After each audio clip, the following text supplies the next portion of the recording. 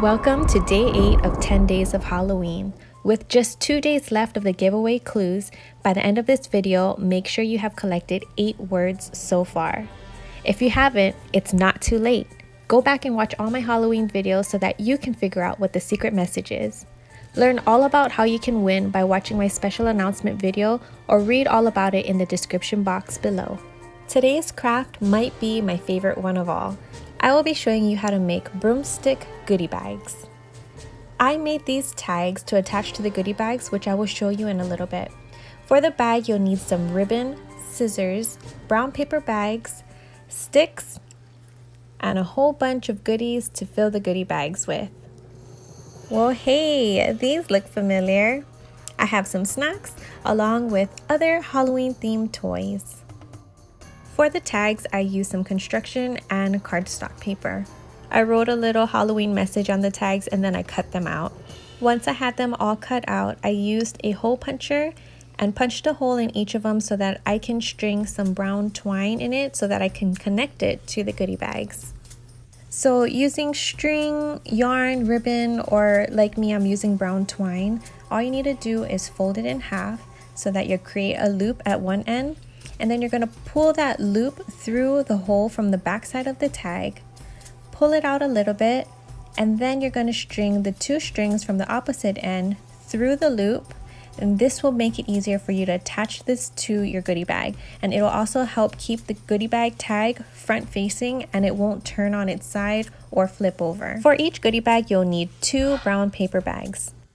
For one bag, you're going to have to open it up fully, and then with your scissors, you're going to cut strips all the way from the top down to the base. Each strip should be about 3/4 inch thick. You're going to cut strips around the entire bag. All of these strips are going to represent the bottom of the broomstick, and it's going to be the outer layer of the goodie bag. We'll actually be putting another bag inside of these strips, and then I will show you how to do that with this second bag. So with the second bag, you're going to keep it closed, you're not going to open it up, and again you're going to cut strips the same width, but you're only going to go down just a little bit, about 2.5 to 3 inches down from the top. By the end of this, you should have created a fringe at the edge of this bag, and this bag is the one that you will be filling with all the goodies. So start putting in all those treats and toys and make those children happy.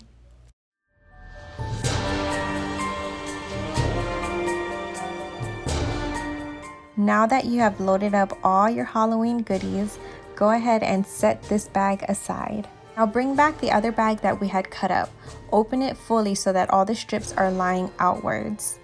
Place the bag with all the goodies standing upright, right in the center, matching base to base. Then grab one stick and stick it in the middle of the goodie bag, standing straight up. And then, as if you were tying a ponytail, go ahead and gather all the strips together. Be gentle and work with one side at a time.